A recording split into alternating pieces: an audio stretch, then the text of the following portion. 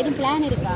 இல்லை அப்படி டாக்டர் தான் சொல்கிறார், எனக்கு ஐடியா இல்லை. என்னென்னு சொன்னால் நான் அவருக்கு பின்னுக்கு இருந்து வேலை செய்யணும்னு தான் நினைக்கிறேன். சட்டத்திலையும் சட்ட ரீதியாகவும் சரி, அவர் சொன்ன மாதிரி ஒரு லீகல் லோயராக இருக்கட்டும் அல்லது ஒரு பர்சனல் அசிஸ்டண்ட்டாக இருக்கட்டும், எனக்கு பார்லிமெண்ட்டுக்கு போக விருப்பம் இல்லை.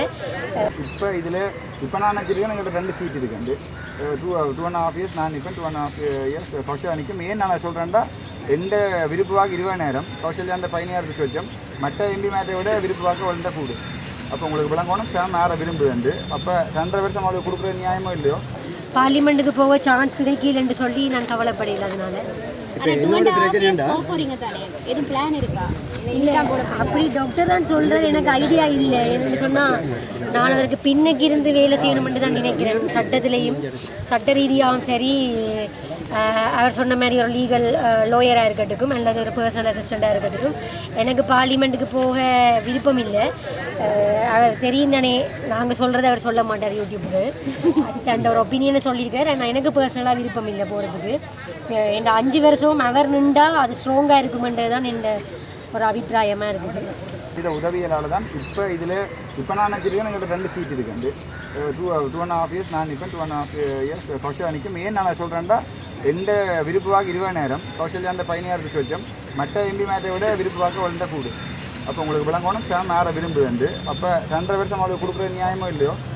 எனக்கு தெரிஞ்ச நாலேஜுக்கு வடிவம் எல்லாத்தையும் கட்டி கொடுத்துட்டு பேஸோண்ட போட்டு கொடுத்து, சின்ன பிள்ளை தானே பேஸோண்ட கொடுத்து அவளுக்கு பின்னால் இருந்தோடனே நான் இங்கே மானசபை தொடங்கினோடனே மானசபை நல்ல ஒரு இதாக இருக்குது. ஓ இல்லை, அது டிசைட் பண்ணி நீங்கள்லாம் வந்தது ஆரோக்கியமாக செயல்படுத்தணும். நான் அதை வடிவம் செய்து கொடுப்போம்டா. அவள் சின்ன பிள்ளை தானே, அவள் அங்கே போய் எடுத்த வீச்சுக்கு எல்லாம் செய்கிற கஷ்டமாக இருக்கும். நானும் இப்போ கூட சுமந்திரன் மிஸ்டர் சுமந்திரன் தோத்துட்டார். பட் அப்போ அப்படியான பழைய அரசியல்வாதிகளை ஒதுக்காமல் அவையோட அட்வைஸ் எடுத்து செய்யணும்னு ஆசைப்படுறேன். இப்போ எங்களுக்கு அரசியல் தெரியாது, பட் அவள் ஒதுங்கி போகக்கூடாது. இதோட அவள் இருந்து எங்களை வழி நடத்தணும்னு ஆசைப்படுறேன். அது எந்த அரசியல்வாதியாக இருக்கட்டும், டக்ளஸ் தேவானந்தாவா கூட இருக்கட்டும், அங்கஜனா கூட இருக்கட்டும், அவள் எப்படி மலை சக்தியோட இருக்கணும்னு எனக்கு தெரியாது. ஆனால் நான் ஆசைப்படுறேன் அவள் எங்களை வழி நடத்தணும். என்றால் ஒரு காலத்தில் திருப்பியும் தந்தை செல்வா மாதிரி பிஜேபி செல்வ பல மாற்றங்களை தெரியுது. இவ்வளவு காலமும் நீங்கள் கதைச்சதுக்கு இப்போ ஒரு அரசியல்வாதியாக ஒரு பொறுப்போட காய்க்கணுமே கிடைக்கும். இல்லை இவ்வளோ நாளும் பண்ணா இப்போ நம்ம மக்களால் தெரிய செய்யப்பட்டேன். இவ்வளோ நாளும் டாக்டர் ஜோக் அடிக்கிற டாக்டர் இப்போ பொறுத்த வரைக்கும் சனம் ஆசைப்படுது. என்னோட கஷ்டப்பட்ட சனம் ரைட் டாக்டர் வந்துட்டார். அப்போ எங்கிட்ட போய்ட்டு ஞாபகம் இருக்கும் நினைக்கிறேன்.